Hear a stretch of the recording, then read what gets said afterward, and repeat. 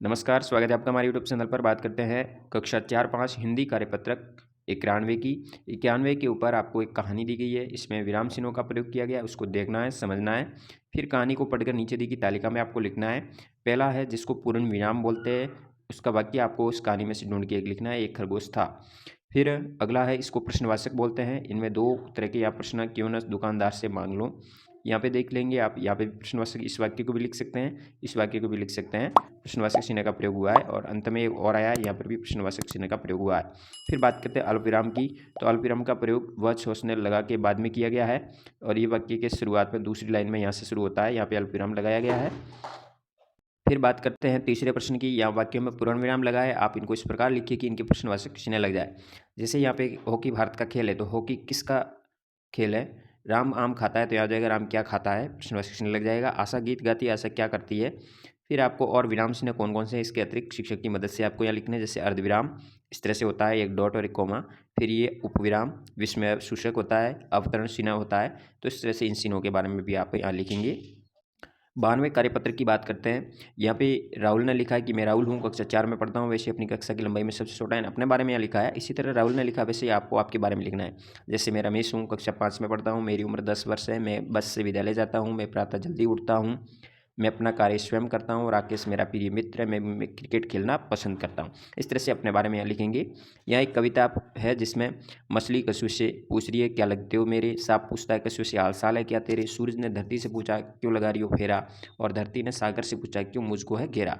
इस तरह से सभी सवाल पूछ रहे हैं, तो इन सवालों का उत्तर देना है। जैसे कछुए ने मछली से क्या कहा होगा, ये कहा होगा कि मैं आपका मित्र हूँ क्योंकि मैं भी पानी में रहता हूँ। कछुए ने सांप से क्या कहा होगा कि मैं गर्मी से परेशान हूँ। ये काल्पनिक अपने अनुसार उत्तर लिख सकता है। धरती ने सूरज से क्या कहा होगा, तो मैं चारों तरफ से देख रही हूँ, सूर्य को चारों तरफ से देख रही हूँ इसलिए चारों तरफ शक्कर लगा रही हूँ। सागर ने धरती से कहा होगा कि सूर्य की गर्म किरणों से या प्रकाश से मैं तेरे को बचा रहा हूँ। इस तरह से आप यहाँ पे इसमें प्रश्नों में लिखेंगे। फिर बात करते हैं कार्यपत्रक 93 की। 93 में रिक्त स्थानों की पूर्ति करनी। यह शब्द दिए गए हैं माँ, बाजार, अध्यापक, है, वह, हिंदी, ग्रामीण क्षेत्र, माताजी। तो यहाँ पे आ जाएगा पहले में अध्यापक। मेरे पिताजी अध्यापक हैं, वे प्राथमिक कक्षाओं को हिंदी पढ़ाते हैं, उनका प्रिय विषय हिंदी है। वे घर पर आकर घर के काम में माताजी के हाथ बटाते हैं। वे मुझे पढ़ाते हैं, वे अच्छा गाते हैं, वे अच्छे अध्यापक हैं, वे मुझे हिंदी सिखाते हैं, हमें बाजार घुमाने भी ले जाते हैं। इस तरह से रिक्त स्थान पूर्ति करेंगे। दूसरे प्रश्न में दो दो शब्द दिए गए हैं, दोनों को उचित स्थान पर रखना है। जैसे वर्षा कम होने पर अन्न कम उपजा, आप तो आगे अन्य लोग कहाँ हैं, यानी दोनों को ये दो शब्द है, इनको दो रिक्त स्थान में भरना है। अगले में पहले में आ जाएगा गाड़ी, दूसरे में आ जाएगा गाड़ी। फिर इसमें पहले में ढोल आ जाएगा, दूसरे में डोल आ जाएगा। फिर घ के अंदर पहले में कड़ी आ जाएगा, मुझे परीक्षा के लिए कड़ी मेहनत करनी है और मुझे खाने में कड्डी अच्छी लगी। इस तरह से लिखेंगे। फिर बात करते हैं कार्यपत्रक 94 की। 94 में उपसर्ग और प्रत्यय की बात हो रही है। तो पहले प्रश्न में उपसर्ग के बारे में पूछा, जैसे शव, धन, देश, स्वदेश हो गया।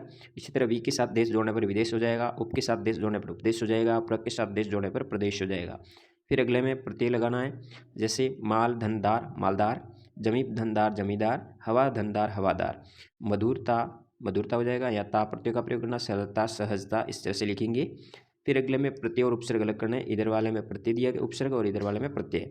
तो सपूत में स उपसर्ग है, पूत मूल शब्द है।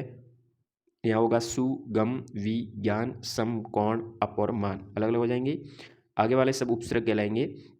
यहाँ पे जो पीछे लगे दार है, तो ये थानेदार हो गया, जादूगर हो गया, बच्चापन हो गया, अपनापन हो गया, मिल आवट हो गया, ये सारे प्रत्यय होंगे और आगे वाले ये मूल शब्द होते हैं। तो इस तरह से आपको इनको अलग करके इस वर्कशीट पे कार्य करना है। फिर बात करते हैं कार्यपत्रक 95 की। 95 की। यहाँ पे एक चाँद के बारे में बात की कि चाँद घूमने के लिए निकलता है, सूरज भी घूमने निकलता है, दोनों एक चौराहे पे मिल जाते हैं, तो किस तरह से बातचीत करते हैं। जैसे चाँद ने कहा कैसे हो सूरज दादा, सूरज ने कहा मैं बिल्कुल ठीक हूँ, आप बताओ। तो फिर चाँद क्या कहता होगा, मैं भी ठीक हूँ, आज ताज़ी हवा खाने के लिए, आनंद लेने के लिए आया हूँ। हाँ, सुबह की हवा बहुत अच्छी होती है स्वास्थ्य के लिए। पृथ्वी पर शुद्ध हवा कहाँ है, चारों ओर प्रदूषण फैला है। हाँ, मानव ने अपने स्वार्थ के लिए पर्यावरण को दूषित कर दिया। इस तरह से बातचीत करेंगे और भी आप बातचीत लिख सकते हैं अपने अनुसार। फिर बात करते हैं आंकड़ा नंबर 17 की। आंकड़ा नंबर 17 में होशियार आधारित सवाल दिए गए हैं। पहले सवाल में होगा खाती राइट होगा। सार्थक शब्द समूह को कहते हैं वाक्य। दवाई शब्द का बहुवचन होगा दवाइयाँ। 3 नंबर राइट करेंगे। आँख का प्रवासी होगा लोशन। फिर अगले में दिया गया है उपसर्ग और प्रत्यय को अलग करना है। जैसे सु पुत्र हो जाएगा, अधर्म हो जाएगा, वि देश हो जाएगा। इसी तरह यहाँ पे दार प्रत्यय का प्रयोग किया, दुकान मूल शब्द है। अभिमान में अभि उपसर्ग है और मान प्रत्यय मानो या मूल शब्द मान सकते हैं। दूरासार में दूर उपसर्ग है और आचार मूल शब्द दिया गया है। अगले में एक गद्यांश दिया गया है सोना मछली के बारे में, उसके आधारित 6 से 10 तक प्रश्न पूछे गए हैं। मछली के रंग की क्या विशेषता थी? वो सुनहरे रंग की थी। अपनी सुंदरता पर किसे गर्व था? सोना मछली को अपनी सुंदरता पर गर्व था। सोना मछली का रंग फीका कैसे पड़ गया? गंदे पानी में बह जाने के कारण उसका रंग फीका पड़ गया। गद्यांश में सर्वनाम शब्द छांट कर लिखने, जैसे उसे, अपनी, वह, उसका, ये सर्वनाम शब्द है। सुंदरता में सुंदर प्लस धनता प्रत्यय का उपयोग किया गया है। इस तरह से आप लिखेंगे और आकलन नंबर 17 तक कार्य करेंगे। धन्यवाद। जय हिंद। वंदे मातरम।